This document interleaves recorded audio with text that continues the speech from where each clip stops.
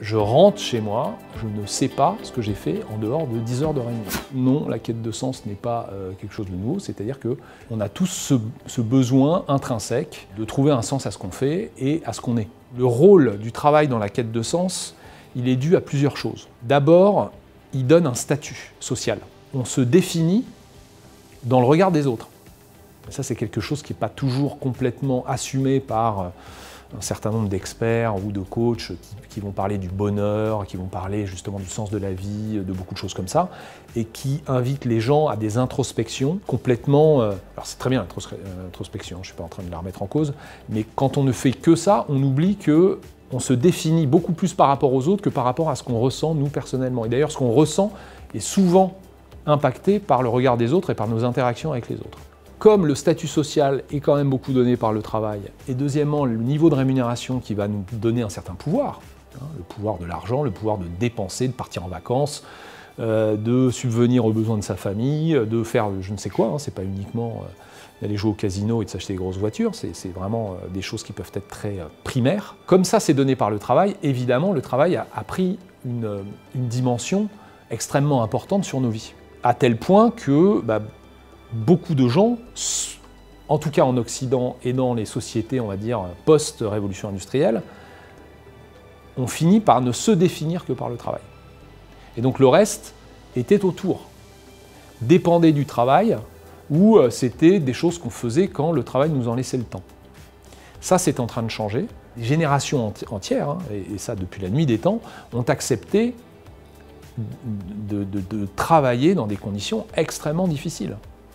C'est-à-dire que maintenant, on estime qu'il faut que notre travail nous plaise, mais c'est contemporain, ça. Dites-vous qu'au siècle dernier,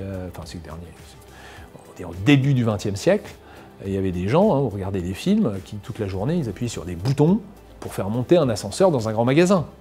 On ne peut pas dire que c'était passionnant. Vous avez des gens qui faisaient des travaux très très difficiles. Mais ils acceptaient de le faire parce que c'était la seule façon de subvenir à leurs besoins. Là, nous, comme on n'a pas peur de cette grande misère, comme on a un choix, surtout avec un niveau d'emploi qui s'est largement développé.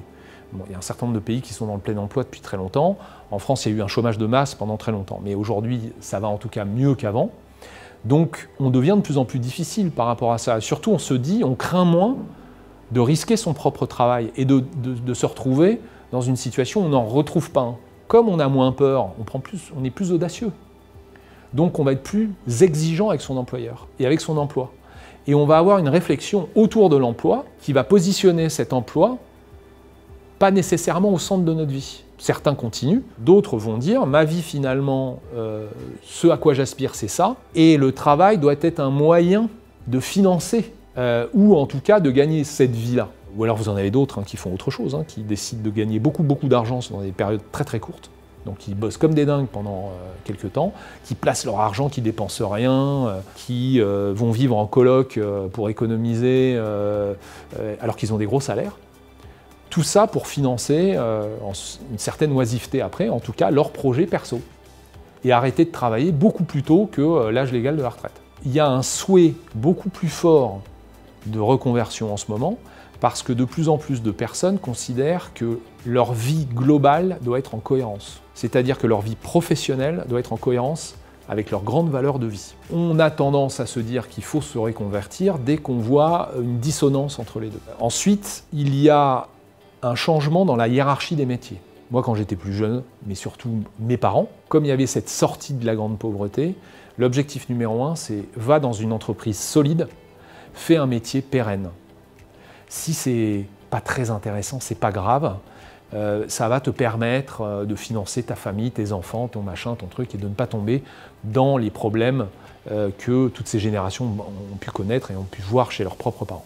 Et surtout, on acceptait que le travail ne soit pas en cohérence avec le sens de la vie. Finalement, le sens de la vie, il venait beaucoup par la religion, il venait beaucoup par des idéologies qui aujourd'hui se sont affaissées. Il n'y a pas que les grandes religions qui ont des systèmes de valeurs, par exemple le communisme en a un. Maintenant, comme toutes ces valeurs-là, tous ces grands porteurs d'idéologies se sont affaissés, on a tendance à demander au travail de donner un sens à notre vie.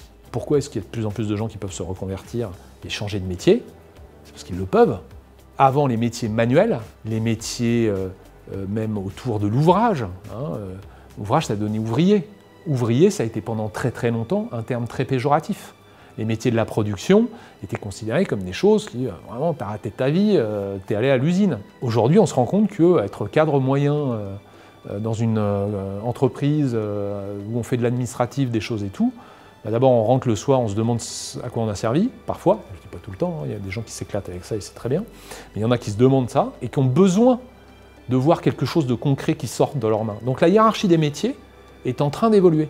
Et il y a des métiers, notamment managériaux, parce qu'il y a une complexification extrêmement forte des grandes entreprises, donc les métiers deviennent hyper techniques, il y a un nombre de mots qui sont inventés dans la sphère des métiers qui voilà, je pense qu'on est à une période de créativité lexicale jamais atteinte à l'échelle de l'humanité. Il y a beaucoup de gens qui, malgré le statut social que la position hiérarchique, le salaire, le machin, truc peuvent donner, se disent « je rentre chez moi, je ne sais pas ce que j'ai fait en dehors de 10 heures de réunion ».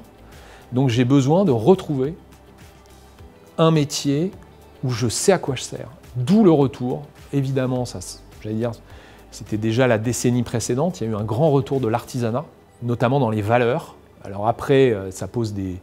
Tous les artisans n'ont pas le même niveau de revenu qu'un cadre supérieur dans un grand groupe. C'était des métiers jugés précaires, manuels, donc pas trop, intello, oh là là, c'est pas très bien. Et en fait, ils sont en train d'être recolonisés, entre guillemets, par des premiers de la classe, qui ont fait des grandes études, qui sont passés par l'entreprise, parfois même la grande entreprise, qui... même s'il y a beaucoup de gens qui leur trouvent beaucoup de défauts, ces grandes entreprises, c'est quand même des entreprises qui structurent, qui apportent un professionnalisme, qui apportent une certaine vision stratégique sur un certain nombre de points, et surtout qui forment plutôt bien les gens. Et donc on a des gens qui, en deuxième vie, en passant par la reconversion, vont garder, j'allais dire, leur expérience professionnelle et les qualités qu'ils ont développées, et les mettre au service d'un nouveau métier qu'ils apprennent. Donc voilà, il y a des gens qui deviennent boulangers, qui lancent un resto, qui lancent une marque de vêtements, et qui vont donc chercher à se reconvertir pour faire ça.